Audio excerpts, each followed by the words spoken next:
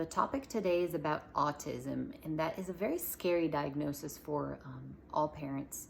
And with this video, I just want to bring a little bit of hope and to show you that there are several avenues that you can go and find out triggers and treat these triggers and maybe bring back some functionality or most of the functionality to this kid. In no way, shape, or form am I saying that what I'm going to say here is the cure to autism, but just to bring some hope and some direction on where to look and what to do that can, yes, bring some benefits.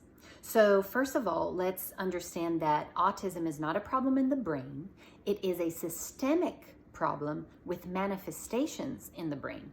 And it's a manifestation of neuroinflammation. And it is an inflammation of the brain that causes the behavioral issues. So when they look at MRIs of the brains of children with autism, they are more swollen and they are inflamed compared with normal children's brains. So we want to find out what is causing the inflammation in these kids and work on that, and then maybe bring some functionality back. So what are the most common causes? So there's a full list over there in the post of the most common causes, but I would start with the gut, right? Because the gut is the source of a lot of inflammation in our body. So we want to investigate for parasites. We want to investigate for dysbiosis. We want to investigate and treat. Investigate for leaky gut, which most probably this child has. When you have leaky gut and dysbiosis, certain particles that are not supposed to be coming into your body are coming into your body and causing inflammation. And cytokines that are inflammatory substances that your body releases are very related to neuroinflammation in autism, the studies have shown, especially interleukin 6 and 17. So you have to find where that inflammation is and treat it and try to dampen that, because when you do it in your gut, it reflects in your brain. Toxins may cause inflammation. So heavy metals, pesticides, herbicides, trying to limit that exposure, but also find what you are already this child is already intoxicated with and remove that from their bodies. And there are ways to do that. So another avenue that you can investigate is genetic modification, genetic SNPs. So single nucleotide polymorphisms, or even some mutations that the child may have that impair their detoxification, so they can't get rid of those toxins. Not only they are exposed to the toxins, but they can't get rid of it. Or maybe they have a methylation problem, and methylation has to do with also detoxification pathways, but some nutrients, just repairing DNA, and it's involved in many things. So you have to identify if this child has a problem with methylation and just give them supplements to help with that. What else can you investigate? Mitochondrial issues. So this child could have a weak mitochondria because of toxins, or maybe because of their genetic problems, and then you can give support to that mitochondria. You can give enzymes for them to be able to detoxify better.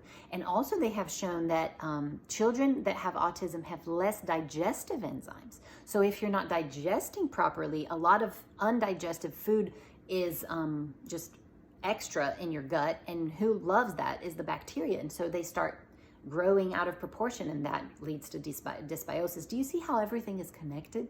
So the inflammation in your gut causes the inflammation in your brain, but also inflammation because of toxins can inflame your mitochondria, that can cause inflammation in your brain. And the things you eat or you were exposed to in your skin cause inflammation, that cause inflammation in your brain. We're all connected. That you can't piece out, just treat the brain or just treat the gut. It's all connected. One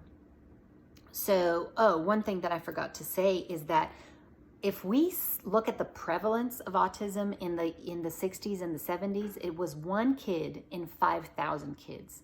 Today, less than 60 years later, it is 1 kid in 54 kids in average, and 1 in 35 boys, 1 in 45 girls. So it affects a little bit more the boys. What has changed? It was not our DNA. There was not a genetic transformation 60 years ago, because for you to change the DNA of a species, the human species, it wouldn't be decades. It would be millions of years, or at least thousands. So it was something in our environment. Do you agree? It was also not, maybe we can attribute that to a little bit of a diagnosis thing, but not that much. It wasn't that long ago. I'm sure people were capable of diagnosing autism back then. They did. 1 in 5,000 they did. Maybe they got a little bit better, but it wasn't all this better. So it's clearly the environment. And so we have to look at also, besides the toxins, besides the bacteria, besides food allergies and food intolerances. That's a very important aspect. And there are ways to investigate that, and then you can remove those triggers and treat that gut again. Another thing is electromagnetic frequencies, and I have a whole IGTV video on that. And some studies have been showing that maybe these kids are very susceptible. Their brains are very susceptible to these interferences from these waves. So maybe taking out all of the electronics from the bedroom so that this child can sleep without all these waves disturbing them the whole night. So not being too much on your, Bluetooth, earphones, not using those things on your head, and turning off Bluetooth in the house, and maybe turning off the Wi-Fi during the night, just to give this brain a chance to relax during the night and like detoxify, because that's when, our brain is cleaning up during the night. Remember I said, when you sleep, your brain actually swells up with the glymphatic liquid. It goes in there and it washes it, and then it drains in the morning. So your brain goes back to its normal size in the morning because of all that cleanup. So maybe during this cleanup time, you give it a break and not have any electronics in your room or in this kid's room, and maybe turn off the Wi-Fi during the night. So now regarding the diet, which is more my area, we want to remove especially gluten and dairy from this kid's diet. Why? Because gluten and dairy will form compounds.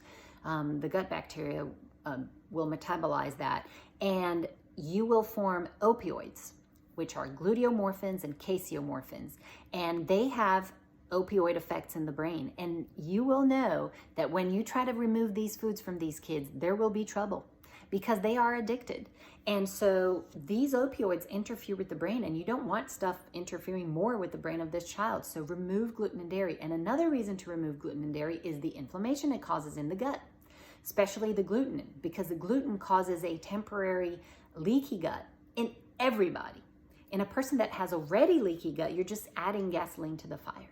So definitely removing those two, but also removing sugar, processed foods, all the additives. So if this person already has a problem with getting rid of toxins, has a problem with detoxifying, you don't want to put additives such as emulsifiers, which contributes to leaky gut as well, and coloring and artificial flavors and artificial aromas and preservatives and all that. So obviously take off the processed foods and give this child real food, right? Real fruits, real veggies, real whole grains, real meats, nuts and seeds, and all that good stuff that God gave us. So decreasing sugar as well. Sugar causes a lot of inflammation. And it aggravates not only dysbiosis, but also leaky gut. So you want to remove all the sugar, and be careful with juices. Juices are a very concentrated form of sugar, despite them being natural. They're natural, but they're very sugary. So be careful with juices. Obviously, sodas, because not only there's a lot of sugar, but there's also a lot of artificial stuff. So definitely trying to go as clean as you can on the diet of this kid, trying to identify the signs and symptoms of autism as soon as you can. Be familiar with what they are. If your baby is not making eye contact, is not interacting, is not responding by their name, you know the signs and symptoms. Taking this child to the doctor just to verify. Maybe you don't think it is, but just go take and look just to verify, because the earlier you get the diagnosis, the earlier you can begin the treatment, and the better the prognosis is. One thing that you also want to investigate is nutrient deficiencies. So if you have a gut that is inflamed or there's dysbiosis there, you don't absorb well the nutrients. And like I said, these kids also have a lack of digestive enzymes, so they don't digest very well, so they don't absorb very well. So we want to investigate simple blood test to check for all the vitamins, all the minerals, protein status, and optimize that with supplements and diet. And then this, try to bring things back to balance like that.